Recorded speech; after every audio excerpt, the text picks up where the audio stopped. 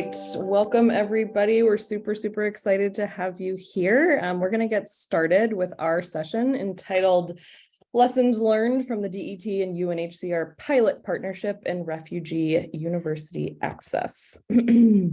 So just some quick introductions so you know who we all are here in the presenting group today.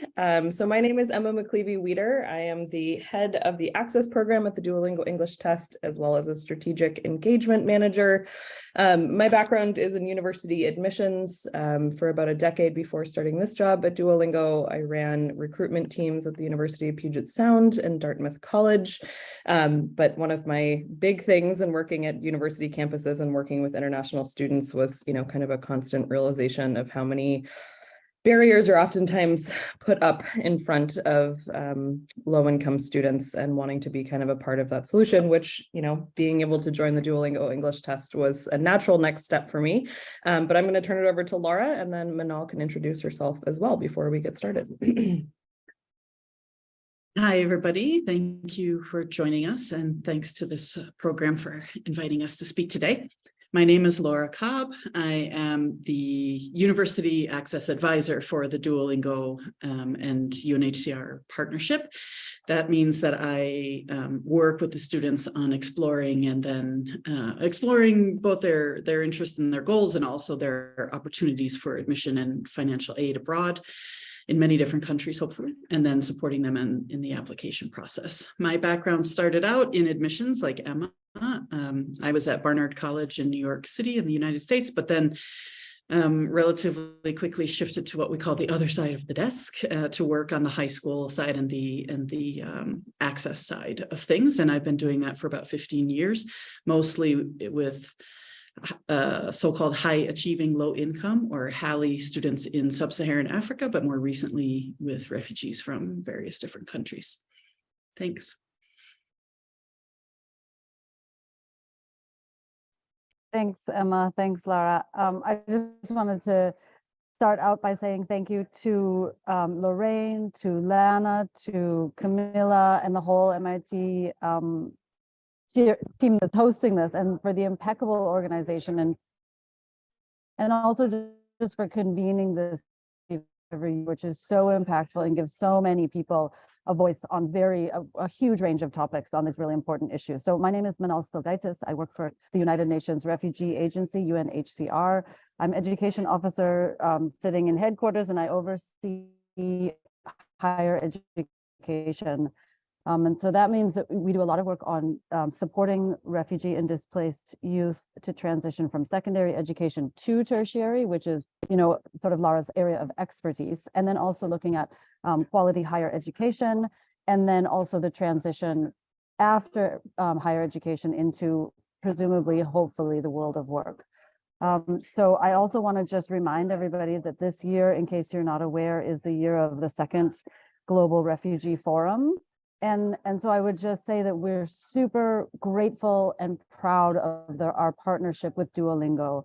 Duolingo has come on in such a big way as representing the private sector and really standing up and getting involved in refugee issues, and specifically refugee education and higher education issues. And so we really want to applaud them for that. And we look forward to many more partners joining us in this Global Refugee Forum year. So Emma, I think back to you.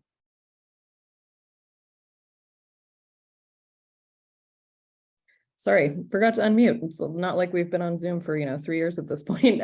Just a quick point of order. I'm having a little bit of trouble seeing the chat right now. I can see things coming in, but I'm going to get that sorted. If that can't get sorted until after I'm done screen sharing, I'll be sure to kind of get in and answer questions, but we'll also make sure to leave plenty of time at the end for live Q&A as well. We're going to shoot to kind of give our content in about 30 to 45 minutes, and then hopefully have kind of an engaging conversation afterwards. We're happy to answer any questions and, try to make any connections that are worth it and helpful for folks in the future. But just to kind of give a lay of the land in order to what we're doing next, we just kind of want to set the stage for why we chose to kind of work with refugees in this public public-private partnership that we've engaged in. Manal's going to talk a lot about kind of some of the structures related to refugee education and the work that really wonderful work that UNHCR is doing with that.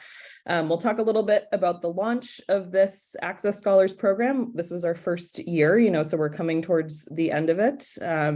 Talk a little bit about what it actually looks like, who is encompassed in this program, who we're supporting, what the kind of work that Laura is doing, some of the early learnings we've had from this year, both, good stuff and tough stuff, as much as, related to refugees and navigating some of the challenges there.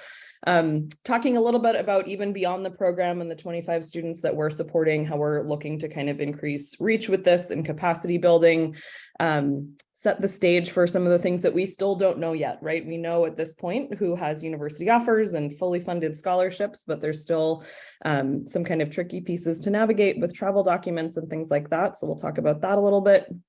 For folks that are on the higher ed side, offering some recommendations to universities who are interested in enrolling refugees, which we think is something that everyone should be doing. It's an excellent population to have on your campus. These are folks who add such incredible texture to a classroom, really meaningful lived experience, and things that are just such additive features in campus communities. And then talk a little bit about our results from this year with our 25 scholars and what they've succeeded in doing. And then again, like I promised, leaving some time for Q&A. But with that, I'll turn it over to Manal to talk about why refugees.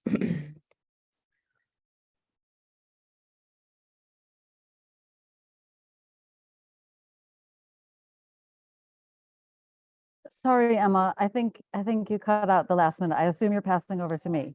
Oh, apologies. Yes. Now's your shot, Manal. Get in there. Thank you. Okay, it may be on my side. Sorry about that. Great. So, actually I have a little correction to make happily on this slide.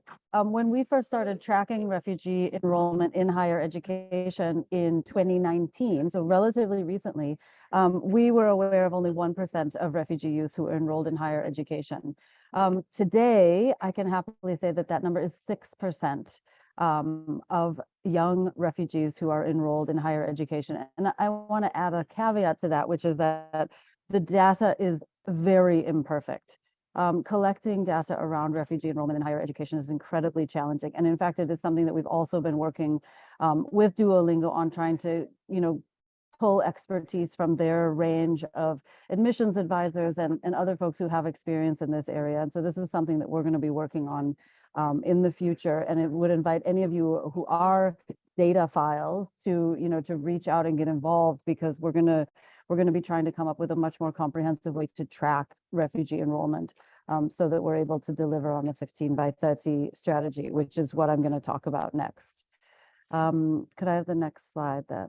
So 15 by 30 is what I refer to as our target to achieve enrollment in 15% of refugee youth in higher education by the year 2030. And so we've shortened it to 15 by 30, and you'll hear me and others say that quite a lot.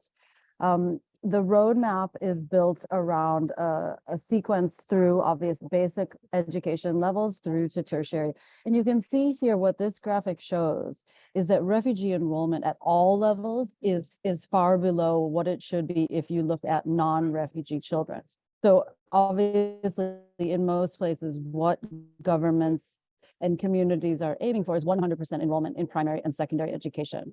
And we're at 68 and 37% respectively.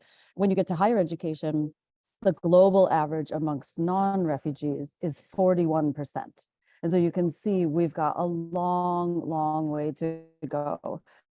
The other caveat that I would add, however, is that in most refugee hosting countries, higher education enrollment does not come near 50%, right? In many countries in West Africa, higher education enrollment, even amongst non-refugees, hovers around 2% or 8%. And so in those situations, we are certainly not suggesting that refugee enrollment would surpass that of host communities. The project that we've embarked on aims to increase access for everyone. So when we're talking about inclusion, we're talking about better inclusion for refugee and host community students. I could have the next slide then. So, and here I wanted to talk a bit about how UNHCR's role has changed over the past few years and how it will continue to change. So what we know is that, when UNHCR started to work in humanitarian situations, there was very much an assumption that refugee situations were temporary, that people would flee persecution, cross international borders, enter a refugee camp situation for several months or maybe several years, and then be returning home. What we know now is that the vast majority of refugees are displaced for many or all of their education cycles. So people are in displacement for up to 20 and over 20 years in some cases. Now, what this means is that it's no longer sufficient that we provide basic education within 3 months of a child being displaced and assume that they will resume their education in their home country. And so what we are doing with higher education in UNHCR and with our partners is trying to ensure access across the education continuum so that young people have a reason, right, to stay in school, so that they have a reason to assume that if they do well in primary, they can go on to secondary and then even complete tertiary and hopefully enter the job market, or pursue the future that they, that they envision. And so what this does in humanitarian parlance is pushes UNHCR and partners to work both in a humanitarian emergency context, but also in a development context. Because as you can imagine, higher education doesn't formally have a place in emergency response, but higher education sits very comfortably in a development context when you're talking about achieving national development goals, aligning to labor market gaps, et cetera, et cetera. So I just wanted to, I know that that's, sort of beyond the scope of our conversation, but that's the very big global picture of where we work and why we think that higher education and greater access is so important, to plan for and to anticipate from the onset of an emergency. And, with the conflicts, for example, in Ukraine, we saw an incredibly robust response on higher education from day one. Right? There was this immediate response that, millions of young people who have been in college are now outside of their country and need a solution. They need to be able to continue. So I think we're headed in the right direction. I could have the next slide in. So then finally, the 15 by 30 roadmap is built around 5 pillars. And Lara and Duolingo work primarily on the one on the furthest on the right, so complementary education pathways. But there are 5 main ways that refugees access higher education. And the vast majority of enrollments will take place on the right side, the left side of the spectrum. So in-country universities, technical and vocational training institutes, and on scholarship programs that are in primary hosting countries. So for example, a refugee from South Sudan might flee to Uganda and then end up in an ideal situation accessing higher education there. Now, connected higher education, so online learning, creates a whole new range of opportunities, and then complementary education and labor pathways, but primary education pathways serves an incredibly important purpose in taking some of that pressure off of host countries and host country institutions. So, and I think Emma also already spoke a bit about this, and Lara as well, that, the opportunity for young people to leave a refugee camp or a refugee hosting country situation and bring their experience and their knowledge and their skills into a completely different setting, not only benefits them, but incurs immense benefit on those hosting institutions. Not to mention continuing to provide the international protection that they require. So this is how we think about 15 by 30. And if you're interested in any of these different streams, please feel free. Oh, sorry about that. Please feel free to reach out to me. We're working, the work that Lara and Duolingo are doing to facilitate access is relevant across these 5 pillars, I want to say. It just so happens that Lara's working on the complementary education pathway pillar, but Duolingo has signaled that they're willing to support us on, increasing admissions and access across the 5 pillars in whatever way refugees need to access. So I think that's all on the 15 by 30 roadmap. And back to you, Lara.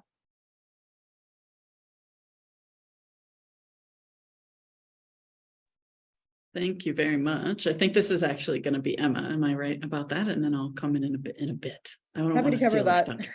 Yeah, absolutely. So I would just wanted to give kind of a brief overview of how this ever got started, right? I think that's important to set the stage for this too. So a number of years ago, one of Manal's colleagues, Rosie, had heard my boss, Jen, speak at a conference and talk about the work that we're doing for low-income students across the world. And Rosie had just heard that there would be an appetite for increasing public-private partnerships for some of these complementary pathways, and that there was kind of an interest in figuring out like-minded kind of mission-driven organizations to help do that.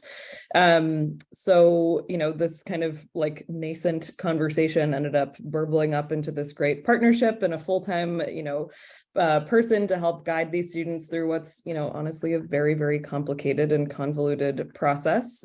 So this partnership was announced on World Refugee Day in 2021. Laura joined in March 2022, and that is also the same year that this group of inaugural scholars was selected, and they were in admission processes this year for this coming cycle. And we'll talk all about results in a little bit, but I'll turn it over to Laura to just kind of walk through some of the advising work that she's been doing over the course of this year. Thanks, Emma. So the first year, for anybody who's worked in higher ed, sort of advising, admissions advising, you'll be forgiven for gasping a little bit at the quick timeline that we started out with this year, but we hustled. I came on board in March, and we began the process of identifying our first cohort of scholars. I'll say a bit more about that identification process in a moment. We had them on board with us by June, and between June and December of 2022, I worked with them mostly on an individual basis, because this is very individualized work with different situations and realities for each student, but also different talents and skills and interests and goals and potential. And so it was a very individualized process of advising them first on self-discovery and exploration of their talents and their skills and goals, and then where we might find university opportunities that would come with significant financial aid. And I have a little asterisk there on North America to highlight the fact that in this first year, we were only successful in finding university funding opportunities in the United States and Canada, but we certainly hope to see that increase and expand in other countries in the future. And so now we're in the third phase here of the scholars knowing, for the most part, their admissions results, and very much not knowing whether they will be able to get the travel documents and the study visas that they're applying for, but we hope they will, and that they will be on campuses for what we in North America call fall 2023. So by August, or certainly by September 1st of this year. So just to give you a little bit more about the program itself, and how we selected students also. We partnered with 4 UNHCR offices located, particularly complementary pathway offices located in Cameroon, India, Iraq, and South Africa. And they helped to share the application and get it in front of students who would meet the criteria that we set, and helped vet those early applications, so that we received applications from qualified students, but also, UNHCR offices were able to help if the students needed, for instance, internet access or tech support as they were completing those applications. So we received 115 complete applications in the first year from those 4 countries. We identified 64 of them to be interviewed as finalists, and I'll say a bit more about that soon. And we ended up with a cohort of 25 students, and they came from 3 of the countries. So we did not end up having a representative from the Cameroon office, but the orange dots there show you the offices we're working with, and the yellow dots represent the countries of origin of the students in the cohort. So Afghanistan and Burundi, DRC, Myanmar, Somalia, Syria, and Tanzania. In some ways we can say sort of usual suspects as countries that have refugees in other locations. On the next slide, I can run through quickly sort of how the first year went overall. As I mentioned, we work with those complementary partner or pathway offices who also relied on the support of local partner NGOs on the ground to identify and to vet candidates, which is an important part of the process that I'll come back to later. In terms of how we selected these students of what we were looking for, we set quite a high bar for both grades or national exam results. And we asked the students to write short essays in English, of course. We asked if possible, this was not a deal breaker, but if possible, to provide a letter of recommendation or some commentary from an adult they've worked with, either in a academic school setting or perhaps in a volunteer or professional setting. And then we asked students to take the free 15-minute practice DET online, just to get a sense of where their English capacity levels were. We with all that information, selected finalists for interviews, and Duolingo has this wonderful group of colleagues called the Admissions Advisory Board, made up of senior admissions officers from a range of different universities and types of universities in different countries. And some of those good folks took time out of their busy schedules to help me conduct Zoom-based interviews with the finalists. From all of that, we got down to our 25 and really dove straight in from June on the uni exploration and starting the lists and really being strategic about where students might apply competitively and how to prepare those applications. I will say a little bit more about our scholars toward the end, but I couldn't resist showing you. These are our scholars, Duoified. If anyone's familiar with the Duolingo language app, you'll recognize the vibe of these characters here. But our cohort is 13 boys and 12 girls, so we have a good gender balance. A quarter of those scholars are from the African continent. A fifth of the scholars identify as Christian, and 4/5 identify as Muslim. So we have a diverse group in a lot of different ways. Each scholar speaks at least 3 languages, including English, and let me say 5 of our scholars receive 2 or more funded admissions funded admissions offers that they are considering at this stage. So we saw a lot of exciting early response from universities that we're grateful for. In terms of what we've learned early on in this first year, again, this is maybe a little uni access specific, but there's a concept called early decision, whereby students apply to one university in the United States specifically that is a committed application, meaning those students say, hey, I'm applying early, and if you admit me, I will come. If you give me the funding, I will come. I won't even apply anywhere else. And what we saw is that the early decision process was the most successful round and a key process or key time for many of our scholars to apply. And that's, I think, in part because the universities see that the student is committed to coming, and they can sort of manage their financial aid budgets and their yield planning, as we say, to by knowing that if they admit and commits significant financial aid to these students, they will enroll. So that's a pro tip for anybody out there working with these students. Make sure you have a student applying strategically in the ED. Something that some of you will have heard me say before, I often want to remind universities especially that they mustn't overestimate the challenge of this process or underestimate the students in the process.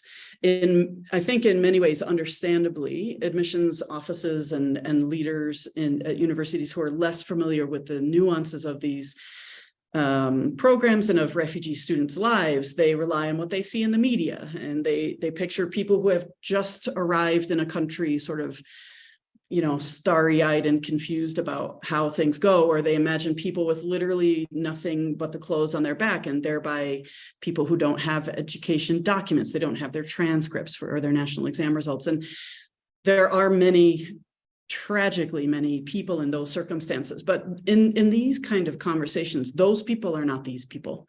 And what we're working with, because we're able to partner with UNHCR and their local NGO organizations on the ground, we're able to identify and be supporting very well-educated, prepared students who are ready for university work and who have also volunteered in their communities, been mentors and tutors and family heads, and have so many other personal qualities in addition to their academic readiness that mean that they're going to be just fine on your campuses. In fact, they're probably going to excel and contribute really enormously. And so we want universities to remember that refugees are people. Refugee students are students. They're a lot like every other high need student that universities often already work with. And so not to sort of overestimate the challenge that we're addressing here.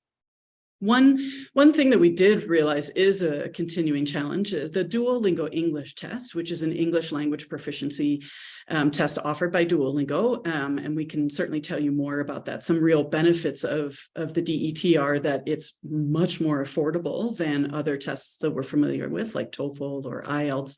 And it's also taken at home, so it's much more convenient. And particularly exciting is that the access program at Duolingo makes the DET free to students who are supported by organizations all around the world. And so it's much more accessible. But as an English language assessment, there are still challenges with it, and many very high potential refugee students either lack access to the internet so they can take the test, or they lack access to computers because it must be taken on a computer. It can't be taken on a mobile phone. And those same students who tend to have less access tend to have weak keyboard typing skills. They're greased lightning on their mobile phone keyboards. But when it comes to the old-fashioned 10 fingers QWERTY approach, they struggle. They're just slow because they're hunting, and pecking. And that results in a lower English test result often. And that's something that we're looking at as Duolingo, and that we're also really wanting universities to understand, is that there are some challenges that may misrepresent the student's English capacity.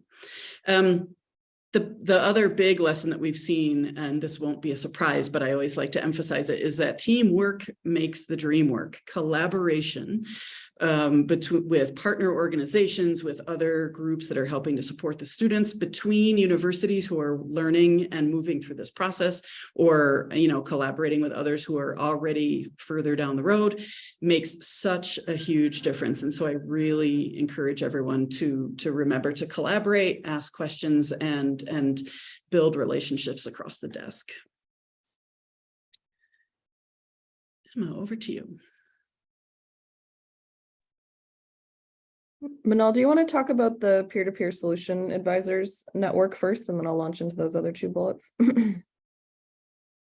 Yeah, it would be a pleasure. I also wanted to just quickly comment, Laura mentioned the DECs, so the Duolingo English test, and just to say that I think you mentioned this, Laura, but the other thing that we have going on with Duolingo is access to testing vouchers. And essentially the way that we're using that is that our country operations who are supporting young people to apply to higher education are able to request vouchers to cover that already low testing fee, so that they can take the Duo test and use that for their admission. And to say, I mean, this is, as Laura said, these are the kinds of costs that we're talking about. We're talking about every single cost needs to be covered, from a $35 medical examination to a $300 bus ticket to get to the capital city so you can depart for your education. And so just having this tiny thing like the testing fee cover really helps some students overcome, sort of get across the last mile. So the other thing that I wanted to touch on is that we are working on preparation to launch what's called the Peer-to-Peer Solutions Advisor Network. And essentially what this does is capitalize on knowledge that we've gained from refugee youth themselves, who in many, many different contexts are already providing peer solutions to their colleagues who want to access higher education. So for example, we've had one wonderful colleague, Mary Maker, who left Kakuma refugee camp in Kenya and went to university in the US. And once she got there, she realized the resources available. She understood the system for getting herself in. And so she started an organization with some of her colleagues to go back essentially to the camp, advise, provide preparation services similar to what Laura's doing, and get more of their peers to be able to make that transition and access. And what the Peer-to-Peer Solutions Advisor Network does is, in essence, is attempts to scale that. And so what we will be doing is, with support of Duolingo and other admissions experts around the world, is developing a training package, identifying and hiring refugee youth admissions advisors or solutions advisors, and then providing a space and a platform for them to be able to provide one-on-one or group services to young people who are trying to make that transition from secondary to higher education. And I think what's most important about it is that it's being run by a refugee-led organization. So the Tertiary Refugee Student Network is a network that refugee students and graduates themselves formed. And there are now global, regional, and country chapters around the world. So it's known as the TRSN, the Tertiary Refugee Student Network, will be implementing and managing the peer-to-peer solutions advisor network. So it really is refugee-led, refugees for refugees, peer-to-peer. And, from what we've seen, this really is the way to go. These young people who've been through the process, they know firsthand what the opportunities are in their country, how they access them, how they themselves got over the hurdles, the many, many hurdles to getting in. And so we really do look forward to establishing this as a resource for young people, but also for opportunity providers, because the other thing that we know is that many universities want to get involved and don't know how. They don't know how to take that first step. Like, how do I access young people in, refugees in Ethiopia who might want to apply to my program? So this will be one more tool to, to sort of smooth that process and create a way for people to throw their hat in the ring and say, yeah, we've got 2 scholarships. Can you help us fill them? And then the peer-to-peer solutions advisor network kicks into gear and can help people to apply. So that's just a little bit about that. Hopefully watch this space and look for more to come this year. But also, if you have experience in this area, lots of people call it bridging or transitions type programming. Again, feel free to reach out and see if there's a way that we can get involved or benefit from your expertise in that area. So that's all on peer-to-peer. Emma, back to you. Awesome. Yeah. So I just wanted to touch on a couple of things. First, just talking a little bit more about public-private partnerships and a gigantic encouragement for folks to be thinking about how more of that can be leveraged, and then talking a little bit about our marketing efforts. So I think one of the things that Manal touched on briefly is that we really entered into this program with an ethos that we wanted the students who were ultimately selected for a cohort to be put in whatever was a best fit educational pathway for them, right? I think there's sometimes a bit of like suffering over brands when it comes to supporting low-income students across the world, of like, to have success, they must be going to MIT, they must be going to Harvard, they must be going to Berkeley, like wherever the case may be, of these kind of like brand name schools that bring prestige to a program. And while we knew that there would probably be some students that were good fits for universities like that, we also knew that there were going to be probably as many students who, wanted to stay in country because they had a family at home, or were perhaps already enrolled in an educational program where it made sense that we could just continue to support their journey and provide tuition fees so they could continue with that coursework. And so I think thinking really thoughtfully about how, those opportunities can be matched between these public-private partnerships and working with universities and on-the-ground services that are helping provide pathways and opportunities for refugees to be finding whatever is the best fit pathway is something that we just really want to encourage. I think what we found is that there's so many folks doing really good work in this space, but oftentimes they can be fairly siloed. And I think, what Laura's discovered through a lot of this work is that it's quite easy to make introductions for organizations that really should be working with one another, like a scholarship program that's seeking refugees that doesn't know about a number of these organizations that are teeing up like really, really well qualified refugee students to be finding opportunities, to be finding financial support, and really just kind of looking to build that web or network is something that we've been thinking a lot about in this first year. And I think,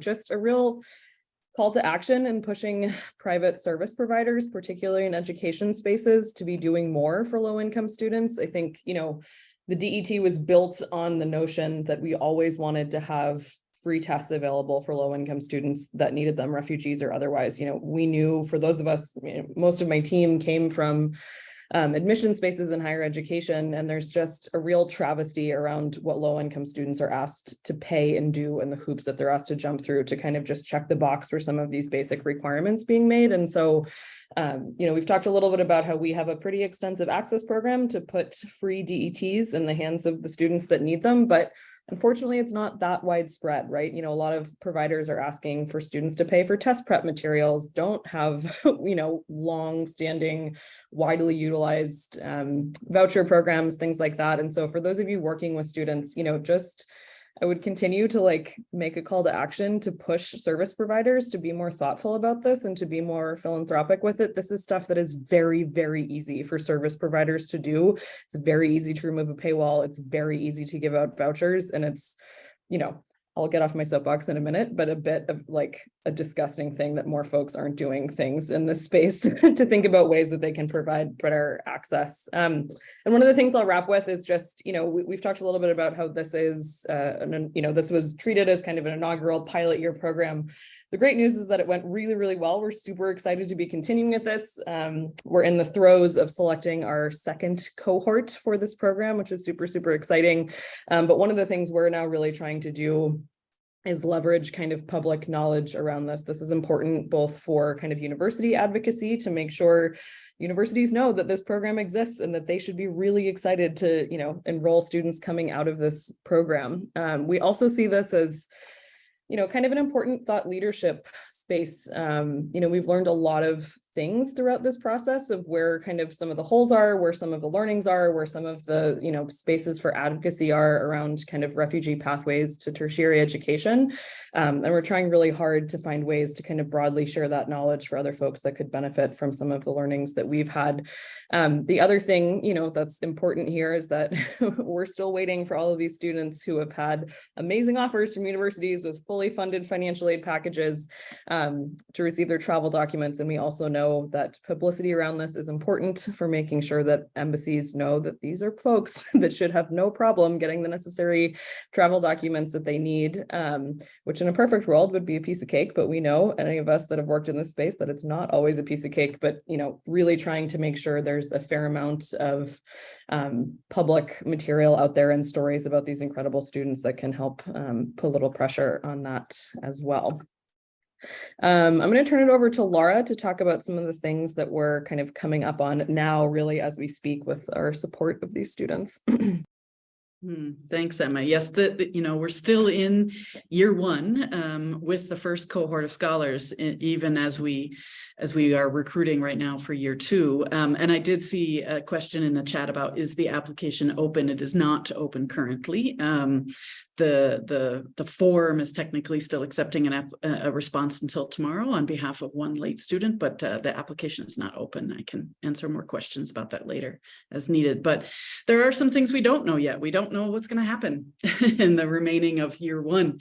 And as Emma has already mentioned, the biggest question on all of our minds right now is what will happen when the students apply both for study visas and for travel documents to be able to literally, leave the country they're in and enter the country of the host university. And this is a huge challenge for all sorts of refugees and other displaced folks. And it's really a place where UNHCR and the local governments, and in some cases the universities, the host universities and their international scholar support offices are really going to have to collaborate closely. And it's going to be tough, but we're going to do everything we can. And we're optimistic that the various powers that be will see how extraordinary these students are and how tremendous the opportunities that they're being offered are, the impact that will be made, and therefore the reasons why they should give them documents. So let's see.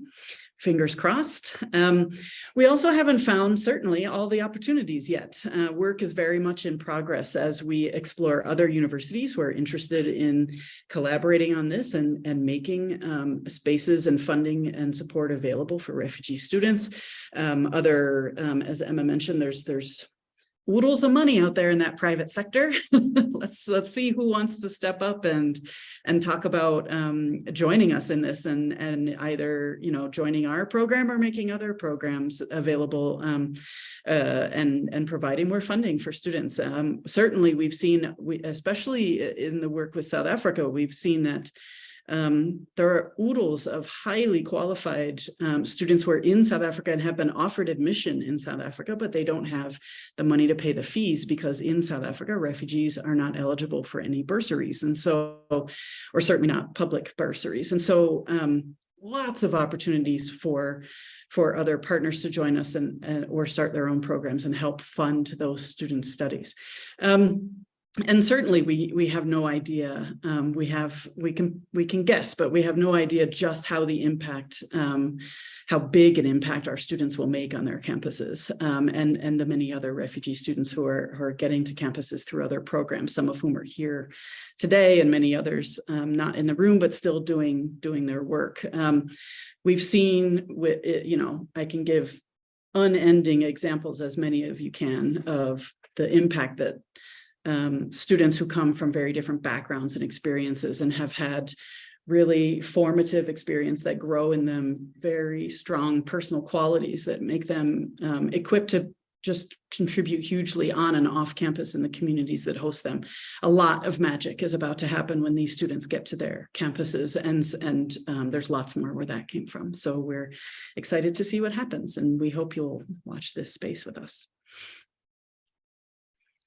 We've put together a few recommendations, both for universities who might be in the room and interested in getting involved in this work, whether with us or independently, but also for some other folks out there who are in the mix.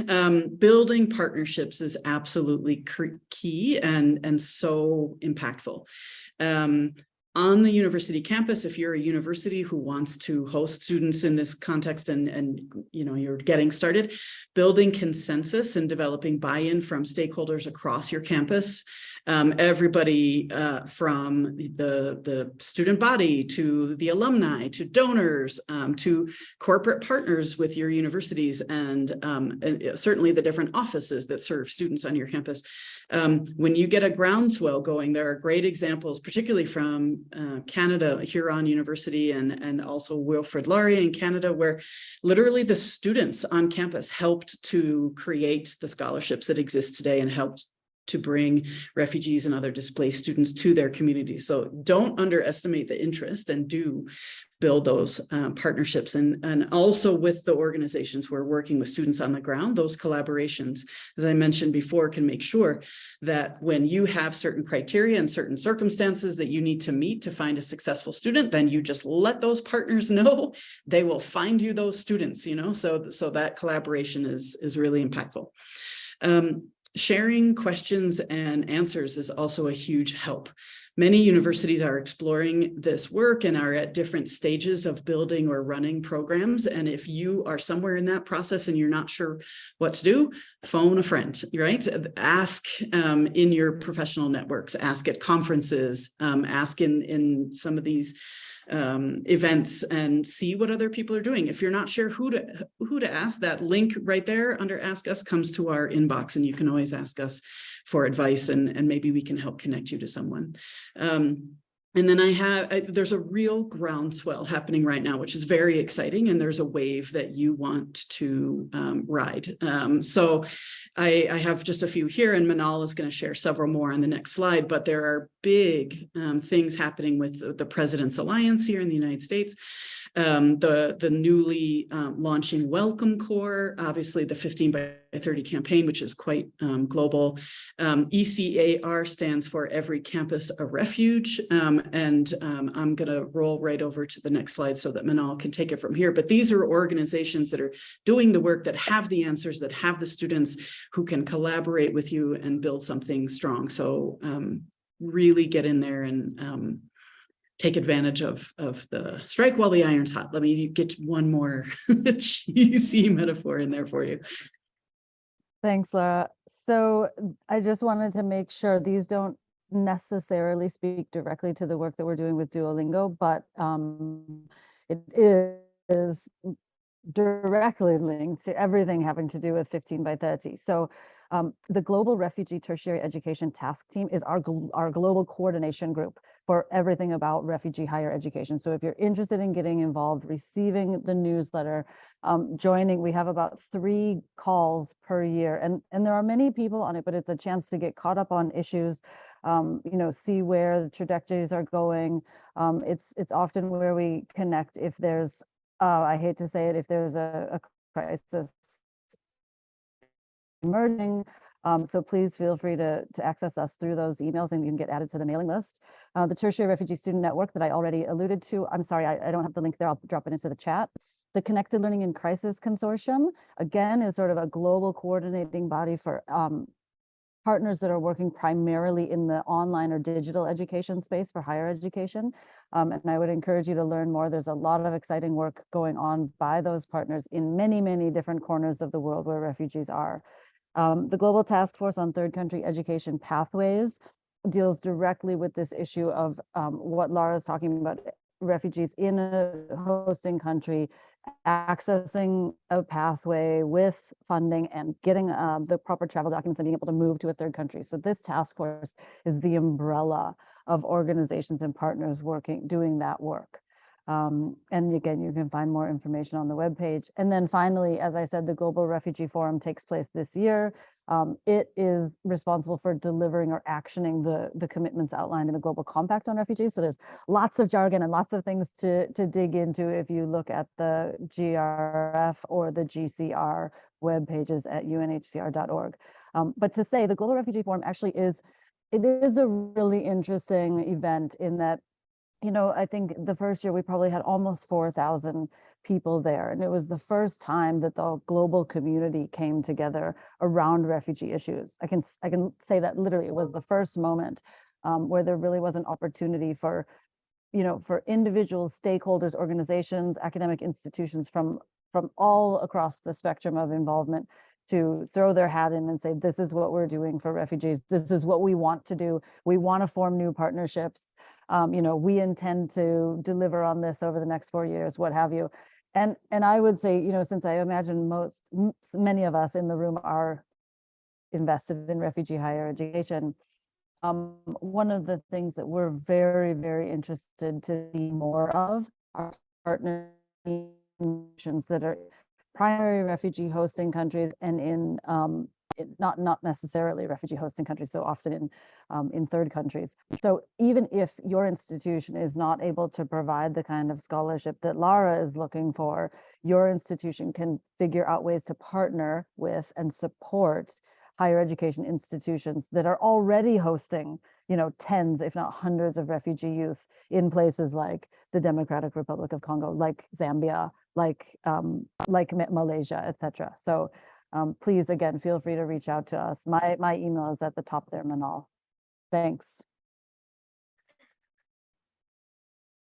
Okay, I know that we have 10 minutes left and want to make sure that there are time for some of the questions that you may have. I'm very much on Emma's team when it comes to we don't need shiny fancy brands, but we do have some shiny fancy brands in our early admission results that people often like to see. So you can see these are just some of the universities that have admitted our students. But if we go to the next slide, we can see a full list of the universities that have admitted and funded our students so far.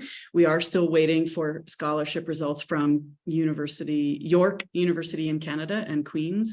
If you know anybody there, please tell them to hurry up and give my students scholarships, please and thank you. But we have, a wide range of universities in the United States and Canada that we're very, very proud to see that our students have been admitted to and hope to enroll at. Again, the travel documents and the study visa thing is very much pending. But for just a bit of the statistics on our results, 3 of our scholars early on were admitted locally in their countries, their host countries, and so they are studying respectively in South Africa, and Iraq. 18 students applied to universities in North America. So far, 14 of them have been funded to study, offered admission and funding. And we have 4 or 5 who are still waiting for a result before they make their decisions. And those decisions have to be made by or around May 1st. So we will know soon. And we really appreciate the effort that UNHCR offices are making in all 3 of the countries to help ensure that the students get their travel documents, and we'll be doing the most to support their visa applications to the US and Canada. So again, if you know a congressperson or an US or Canadian immigration officer, like, put in a good word for us, but we'll know a lot first in May, and then in sort of August, early September, when students are getting their results and heading off to their universities. And with that, I think we do have a few minutes for questions, and so happy to field those on any. I see a teacher wrote, 2 of my alumni. Thank you, Professor Mohammed. We appreciate you. They're here in part because of your hard work, so we can't forget the teachers who do so much for these students along the way. Laura, I'm going to try to dig into the chat since I haven't been able to see it. So maybe if you and Manal, I'll ask the attendees if you want to use the raise your hand function. Laura and Manal can kind of work on answering live questions if you have them, and I'm going to get into the chat and try to answer some in there as well. I can also, there's a question from Ali. Ali, I hope you don't mind if I just answer straight away. He raises a really, really interesting and challenging question about opportunities for Rohingya. And I think Lara can also comment on this.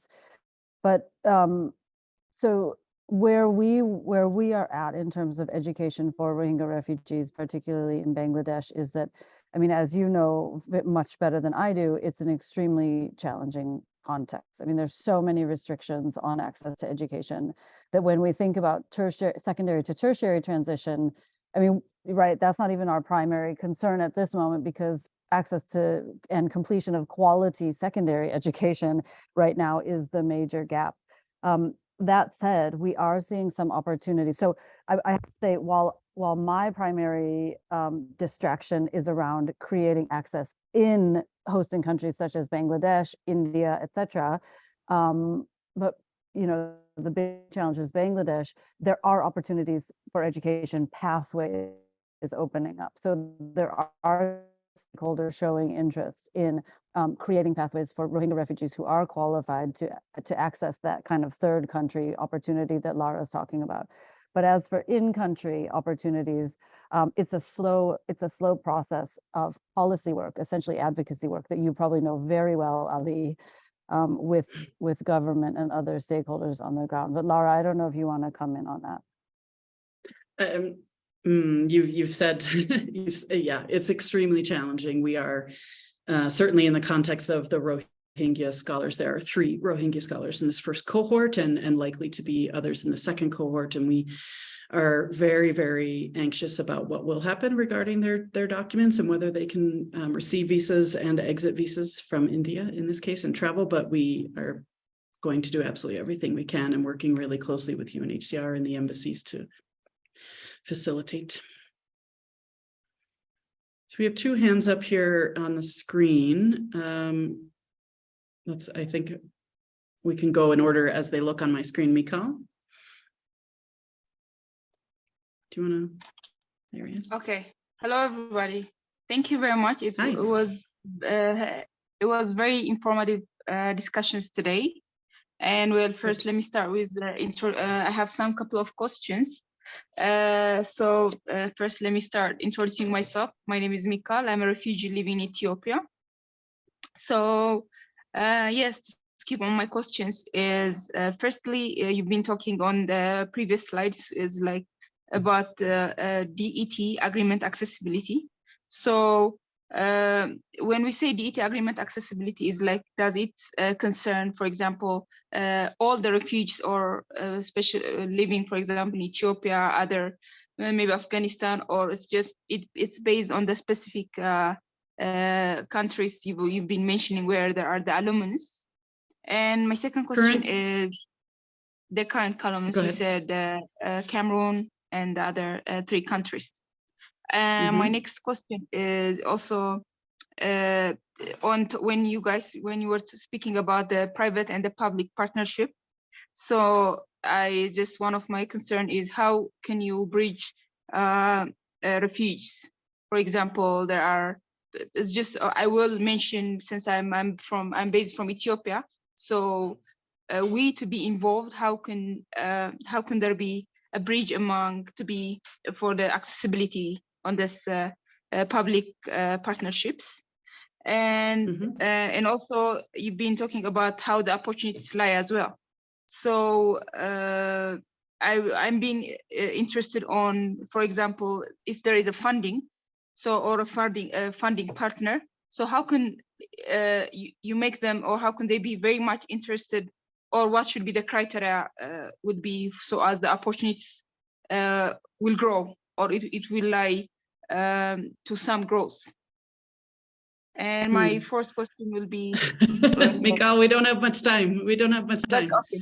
So these are my questions. You can drop Thank your you. other question please type your other question in the chat, and Emma will do her best to reply. But quickly to respond. So currently we are working with certain specific UNHCR complementary pathway offices, where those offices have the capacity to help reach scholar candidates and support them in the application process, and then later to help advocate and support in the process of visas and travel documents and things. So this is in the pilot phase. We work with those offices.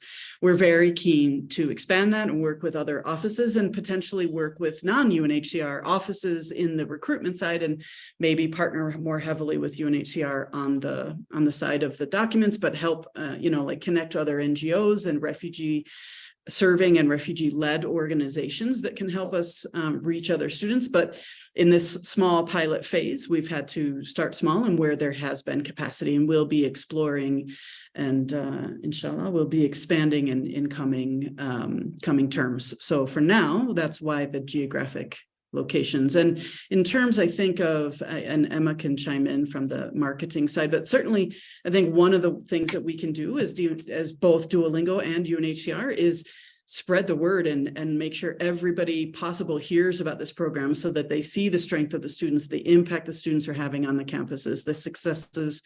We want them to be jealous. We want them to be like, hey, where do I get students like that? And then we will be like, right over here, happy to help, step right up, So the marketing is really key to make people aware and make them understand and dispel myths, get as many people involved as possible. Excellent. Thank you so much, all. We're so grateful that you attended today. We're going to wrap on time, but all of these slides will be available to you afterwards. This recording will be up in a couple of days. And again, for folks that have questions, are looking for resource connections, things like that, please utilize any of the links that we've put up. This is a really wonderful community to be a part of. We know that many folks have really excellent expertise in many of these areas. So please feel free to reach out. And again, huge thanks to the MIT Migration Summit for hosting these things. I think these are such important networking and building opportunities. And we're just really grateful that they're providing a platform for all of us to get to hear about this and experience this en masse. Many thanks.